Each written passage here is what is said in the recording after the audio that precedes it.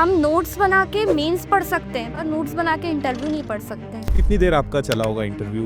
मतलब अपन एक प्रिडिक्ट कर सकते हैं, ये क्वेश्चंस बन सकते सकते हैं। इन चीजों का ध्यान रखेंगे तो सिलेक्शन लेना इजी हो जाता है। तो सर सबसे पहले एमपीपीएससी में थोड़ी एक्स्ट्रा स्पीड चाहिए, तो सर मैंने टाइमर के साथ मैं डेली आंसर राइटिंग प्रैक्टिस करती थी। आंसर राइटिंग स्किल्स पर आप क्या कहेंगे? जैसे mothers came out to fight for the motherland, sir catchy चीज होनी चाहिए। किसी का जल्दी होगा या किसी का बाद में होगा, और मेहनत सच्ची है तो होगा जरूर। किसी की अभिरुचि कमाल थी, किसी की बोलने की अदा बेमिसाल थी, किसी के चुप रहने में दम था, किसी के बोलने पे उनको वहम था, किसी का धर्म ढाल था और कोई धर्म से ही निढाल था। क्या बात है, बहुत अच्छा लिखा है आपने।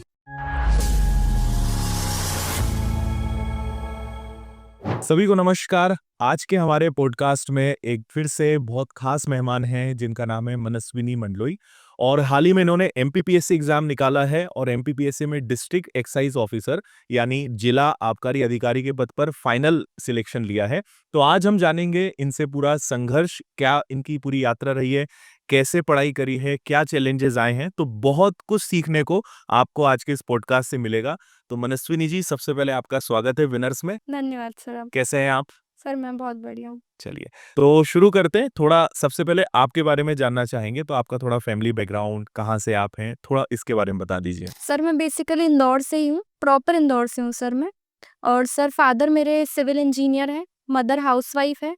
पूरी स्कूलिंग और कॉलेज वगैरह सब इंदौर से ही हुआ है। तो एमपीपीएससी का आपके मन में कब आया? मतलब आपने शुरू से ही सोच के रखा था कि मुझे सिविल सर्विसेज में जाना है, या कुछ ऐसा रहा कि बाद में इसके बारे में सोचा? सर फादर ने प्राइवेट जॉब की है और उन्होंने अधिकारियों के बीच में ही जॉब की है। जैसे sir IAS Alka Bhargava ma'am के अंडर उन्होंने काम किया, तो सर उनको बहुत लगता था कि एक महिला प्रशासक भी देश को बहुत अच्छे से चला सकती है, और सर वो उसकी उम्मीदें शायद मुझसे करते थे। तो सर वहां से जर्नी स्टार्ट होती है। क्या बात है, बहुत अच्छा इंस्पिरेशन सोर्स है। तो सिलेक्शन के बाद क्या रहा पापा का, मम्मी का रिएक्शन? क्योंकि पापा ने वो इमेज कहीं ना कहीं क्रिएट करके रखी थी कि मेरी जो बेटी है वो एक बड़ी अधिकारी बनेगी। तो जब रिजल्ट आया, क्या उनका रिएक्शन था, क्या कहना था, घर का माहौल कैसा था? सर घर वालों की खुशी का ठिकाना नहीं था, क्योंकि सर ये फर्श से अर्श तक का सफर था। और सर वो गर्व जब अपन घर में देखते हैं, हमारे लिए देखते हैं सर, तो बहुत अच्छा लगता है। अच्छा, आपकी फेलियर्स भी कई सारी रही हैं, क्योंकि आपने प्रीलिम्स भी दिए हैं, मेंस भी दिए हैं, इंटरव्यू भी आपने पहले दिए हैं शायद ना। तो कहीं ना कहीं कुछ एग्जाम्स में फेलियर का भी सामना करना पड़ा है। तो खुद को आपने कैसे संभाला, या घर पे क्या रिएक्शन होता था पापा को जब आप बताते थे कि इस बार नाम नहीं आया है? क्या रिएक्शन होता था उनका? सर थोड़ी सी मैं लकी भी रही हूँ और थोड़ी सी अनलकी भी रही हूँ। सर ऐसा नहीं है कि जैसे सर 20 फर्स्ट अटेम्प्ट था और 20 का ही इंटरव्यू दिया है, पर सर प्रोविजनल से दिया है वो। तो सर लिस्ट आई ही नहीं, तो वो पेशेंस गैदर करना खुद के लिए कि अपन इंटरव्यू देंगे बट अपनी लिस्ट नहीं आएगी। सर वो एक यूनिक एक्सपीरियंस रहा जो पीएससी ने दिया है, एक ऐसा एग्जाम देना जिसका रिजल्ट ही नहीं आया। जिसका रिजल्ट नहीं आएगा। वो सर उसमें कृष्ण भगवान याद आते हैं कि तू कर्म तेरा करता चल, फल तुझे मिलेगा, पर सर कब मिलेगा ये तय नहीं है। तो सर 22 थर्ड अटेम्प्ट था जिससे सिलेक्शन है। तो सर काफी स्ट्रगल रहे। इवन सर जब 21 का प्रोविजनल से दिया और लगभग साल भर हो चुका था 20 और 21 के इंटरव्यू में, क्योंकि सर 20 का इंटरव्यू 2023 में था और 21 का 24 में था। तो सर ये समझ आ गया था कि प्रोविजनल का रिजल्ट तो अब इतना आसानी से नहीं आ रहा है, तो क्या किया जाए। और सर अगला 22 का इंटरव्यू तो हाथ में था, पर इतना 2 इंटरव्यू के रिजल्ट नहीं आना, तो जो इंटरव्यू हाथ में है भले 22 मींस लिस्ट से था, पर ये सोच लेना कि इससे सिलेक्शन हो जाएगा, इतनी पॉजिटिविटी एक जर्नी में बच नहीं पाती है। तो सर फिर मैंने उसके बाद असिस्टेंट प्रोफेसर का रुख कर लिया, क्योंकि सर यूजीसी नेट क्वालिफाइड था और इंटरव्यू की डेट नहीं आई थी 22 की। और सर 24 का मैंने प्री दिया था जो फिर से प्रोविजनल हो गया था। तो वो सर इतना बड़ा सेटबैक था कि फिर वो एनर्जी नहीं बची थी 24 के लिए कि मैं फिर से उसको मेन मान के ही उतनी तैयारी कर सकूं। मैंने 24 के टाइम ये सोच लिया था कि मुझे मेंस लिखना ही नहीं है। जब रिजल्ट नहीं आता, अगर रिजल्ट आना होगा सर तो मेरा 20-21 का आ जाएगा। करेक्ट। तो सर मैंने यूजीसी नेट क्वालिफाइड था और 1 महीना था असिस्टेंट प्रोफेसर के एग्जाम में। मेरा एमए पॉलिटिकल साइंस है, तो सर मैंने उसकी तैयारी शुरू की और 1 महीने में मैंने तैयारी की। एग्जाम हुआ सर, तैयारी बहुत अच्छी की थी, पर वो एग्जाम ऐसा गया कि ऐसा लगा कुछ पढ़ा ही नहीं था। हर पल खुद को मोटिवेट करना बहुत जरूरी है। और इसीलिए सर मैं कहीं भजन सुनती थी, कहीं पोयम, कहीं लाइन सुनती थी। सर मैं कुछ आपको भी सुनाना चाहूँगी। ज़रूर। सब खाली-खाली है, तब समझ लेना तेरी बगिया का तू ही फूल और तू ही माली है। मौसम बदलेंगे, कभी बहार होगी तो कभी पतझड़ आएँगे। ना डरना, ना घबराना तुम, ज़िंदगी की नई कोपल बढ़ाना तुम।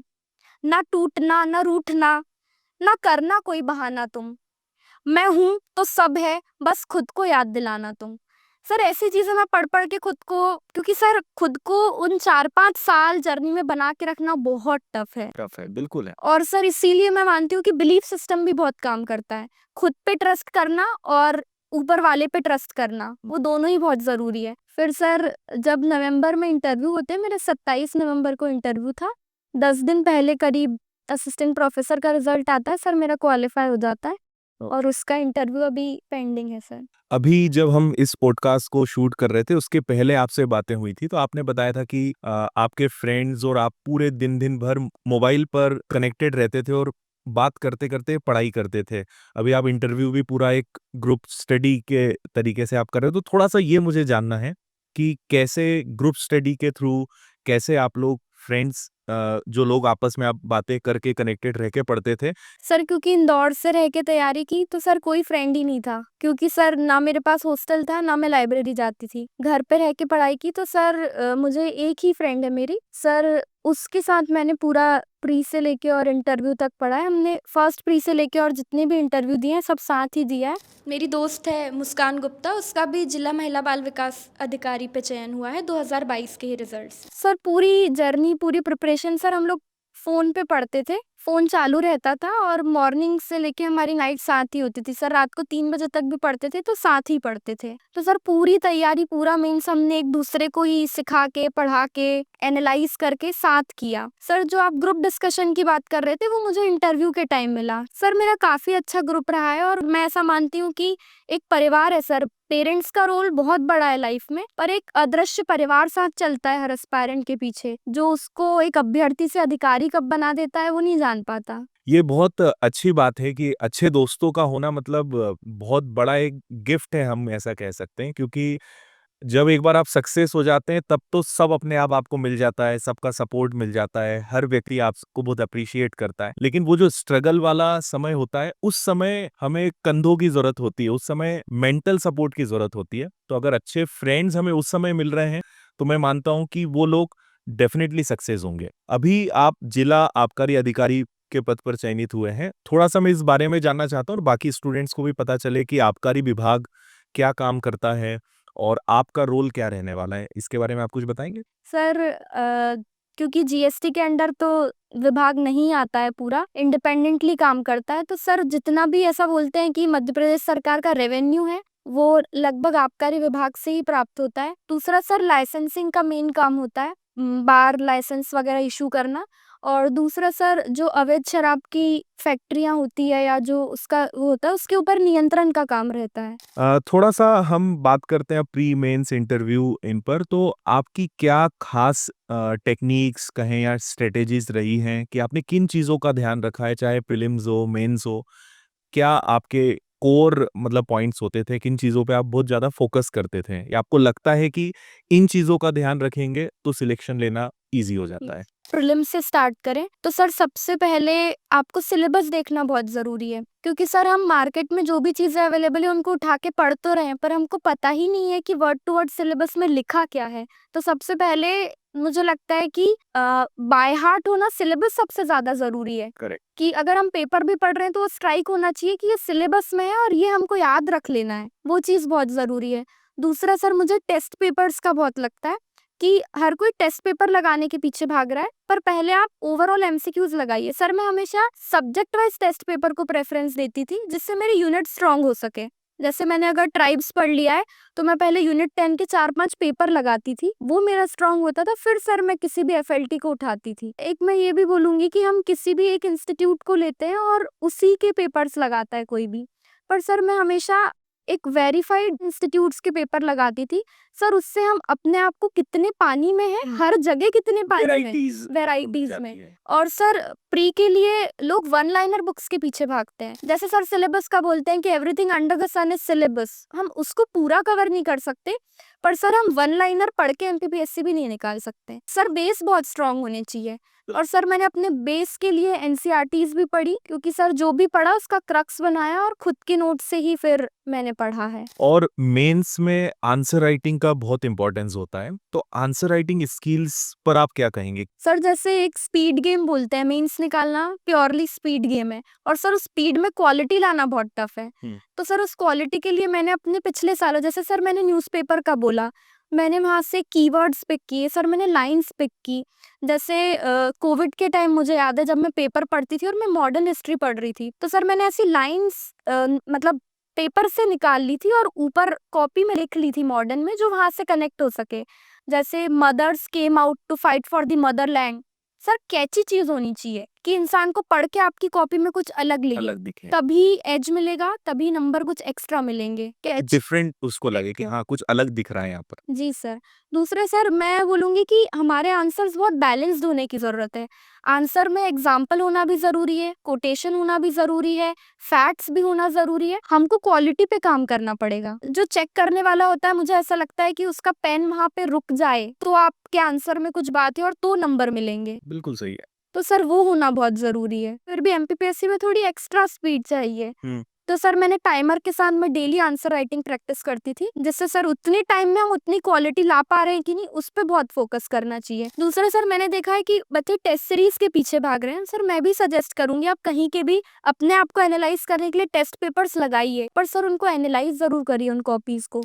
ओवरऑल इंटरव्यू के बारे में अगर हम समझें तो क्वेश्चन मतलब कितनी देर आपका चला होगा इंटरव्यू? क्या क्वेश्चंस, कितने क्वेश्चंस रहे होंगे? सर लगभग 20 मिनट मेरा इंटरव्यू चला था। ठीक। आदरणीय शर्मा सर का बोर्ड था मेरा। शर्मा सर ने बेसिकली, क्योंकि मैं इंदौर से हूँ, उन्होंने पूरा इंदौर पूछा। और सर जो एक पर्सनैलिटी टेस्ट वाला क्वेश्चन बोलते हैं वो मुझे एक ही लगा। उन्होंने पूरा इंदौर का फैक्चुअल पूछा, वो मेरा तैयार था, मैंने बहुत इजीली बता दिया। और सर निबंध के बारे में भी पूछा था कि आपने किस टॉपिक पे निबंध लिखा है, उसको क्यों सिलेक्ट किया है। सर मैं भारतीय संस्कृति पे लिखती थी तो मैंने बताया था, बहुत ज्यादा सर डिटेल्स में नहीं गए। और सर बहुत कुछ बोलते हैं जैसे गेंद अपने पाले में होती है, मेरे साथ वैसा रहा। क्योंकि सर डेफ में मैंने अटल बिहारी से बीए किया है, वो था, इसलिए अटल बिहारी जी पूछे। 99 का बर्थ इसलिए करगिल पूछा। न्यू एजुकेशन पॉलिसी पूछ ही रहे थे। तो सर बहुत कुछ मतलब अपन एक प्रिडिक्ट कर सकते हैं या अपन मॉक देते ये हैं, क्वेश्चंस बन सकते हैं। सकते हैं। और एक आर्ट भी होता है क्योंकि हमारी बातों से ही क्वेश्चंस जनरेट होते हैं। तो मुझे लगता है कि आपने कहीं ना कहीं उन चीजों का भी ध्यान रखा होगा कि ऐसी बातें हों कि उससे रिलेटेड ही क्वेश्चंस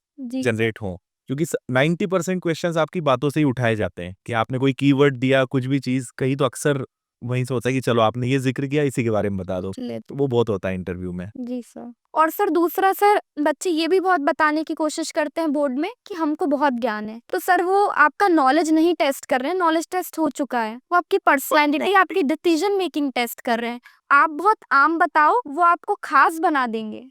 आप बहुत आम हो, वो इंटरव्यू में आपको खास बनाने बैठे हैं। और उन्हें जज करने में सेकंड्स लगते हैं। अगर मतलब होता है ना कि बहुत बनावटी अपने आप को दिखा रहे हो, बड़ा चढ़ा के दिखा रहे हो, तो उन्हें समझने में कोई देर नहीं लगती है। तो वो सबसे मेन चीज है। आपने शायद कुछ लिखा भी है इंटरव्यू के लिए, तो वो आप अगर सुनाना चाहें। अगर मुझसे कोई पूछे कि इंटरव्यू में नंबर कैसे मिलते हैं, तो मैं कुछ इस तरह बताऊंगी कि किसी की मासूमियत पर बहल गए, किसी की कविता पे मचल गए, किसी की चतुराई खल गई, किसी की ज्ञान धारा भी विफल गई, किसी की मुस्कुराहट पे हार गए, किसी के आत्मविश्वास ने जीत लिया, किसी की परिपक्वता भाग गई, किसी का अल्लड़ होना भी छा गया, किसी के गाने से उल्लास था, कोई अपनी बातों से खल्लास था, किसी का सच सफलता का राज हो गया, किसी के झूठ पे उनको नाज हो गया, किसी की अभिरुचि कमाल थी, किसी की बोलने की अदा बेमिसाल थी, किसी के चुप रहने में दम था, किसी के बोलने पे उनको वहम था, किसी का धर्म ढाल था और कोई धर्म से ही निढाल था। क्या बात है, बहुत अच्छा लिखा है आपने। जी सर। सो लास्ट बस एक ही चीज और मैं आपसे पूछना चाहूंगा कि जितने भी एस्पिरेंट्स हैं जो आगे पीएससी की तैयारी कर रहे हैं या आगे इसको एक ऑप्शन चुनना चाहते हैं, तो उन लोगों को आप क्या मैसेज देना चाहेंगे? सर मैं यही बोलूंगी कि आप सही सोर्स, सही मार्गदर्शन चूज करिए। और दूसरा सर कंसिस्टेंसी बहुत जरूरी है। सर हम जैसे मैंने जब भी मेंस पढ़ा सर, तो लगभग एक मेंस देने के पहले 10 बार रिवीजन हो जाता था। रिवीजन की है, आप जब तक रिवाइज नहीं करोगे तब तक आप कुछ भी नहीं फेस कर पाओगे। तो सर मैं यही बोलूँगी कि रिवाइज़ कब कर पाओगे जब कंसिस्टेंसी रहेगी। उतना सर नई-नई चीज़ें पढ़ना बहुत अच्छा लगता है हमको, हाँ, पर उसी चीज़ को बार-बार पढ़ना बार-बार पढ़ना, वो बहुत टफ मजबूती वही देगा लेकिन। मज़बूती वही देगा सर। सर वो एक बेस की तरह काम करेगा आपके लिए कि अब कुछ भी आएगा आप डील कर लोगे। क्योंकि सर मैंने वो लोग भी देखे हैं जिन्होंने 24 का नया सिलेबस पढ़ा ही नहीं है, पर पुराना सिलेबस इतना स्ट्रॉन्ग था कि उन्होंने नए को भी डील कर लिया है। हाँ, तो सर इसलिए मैं बोलूँगी कि आप कंसिस्टेंटली रिवाइज़ करो चीज़ों को और अपने आप में इम्प्रूवमेंट करो, अपने आप को अपडेट करो। फिर वो करंट अफेयर्स से करो या चीज़ों को एनालाइज़ करके करो, पर अपने आप को अपडेटेड रखो चीज़ों से और कोशिश करते रहिए। सर जब मेरा 23 का प्रीलिम्स नहीं लगा था तब यही लगा था कि लाइफ रुक गई है। पर सर मुझे लगता है कि शायद वो डेस्टिन था कि आपको 22 में ही रोक देना था, शायद इसलिए नहीं निकला था। पर सर तब हम उन चीज़ों को नहीं समझ पाते हैं।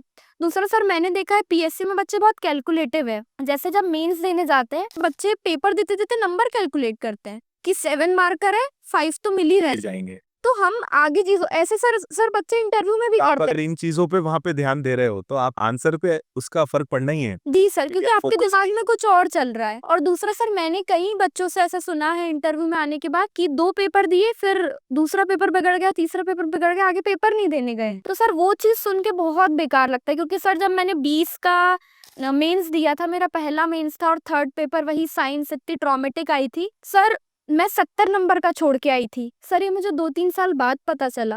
अच्छा। क्योंकि सर मैंने कैलकुलेट ही नहीं किया। हुँ। क्योंकि सर वही सबसे मेन होना चाहिए कि आप दे के आओ और आप भूल जाओ, तो आप अगले में अच्छा स्कोर कर अच्छा, पाओगे। हो गया, करेक्ट।